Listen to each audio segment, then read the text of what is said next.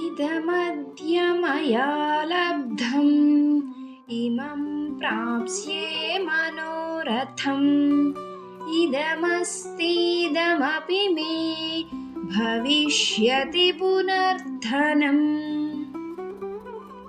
నేను మిక్కిలి పురుషార్థిని కనుక ఈ అభీష్ట వస్తువును పొందితిని. ఇంకను నా మనోరథములన్నింటినీ సాధించుకొనగలను. ఇప్పటికే నా దగ్గర ఎంతో ధనం ఉన్నది, మున్ముందు ఇంకనూ ఎంతో ధనమును సంపాదించగలను అని వారు తలచుచుందురు. అసురీగుణ ప్రవృత్తి రీత్యా వ్యక్తి ఎప్పుడూ తన కోరికలను తీర్చుకోవడం మీదే దృష్టి పెడతారు. మనస్సులో ఒక కోరిక తీరాక జనించే తరువాతి కోరిక తీర్చుకోవడానికి ప్రాధాన్యం ఇస్తారు.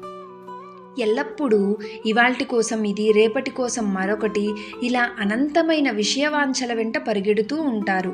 ఇటువంటి వ్యక్తిని చూస్తే దయ కలుగుతుంది. భగవంతుడిచ్చిన సామర్థ్యం సక్రమమైన వాటి మీద కాకుండా నిరంతరం ఐహిక వస్తు వాంఛల సాఫల్యం మీదే తమ శక్తియుక్తులను కేంద్రీకరిస్తారు. ఇటువంటి వ్యక్తికి అహంకారం అలంకారంగా ఉంటుంది.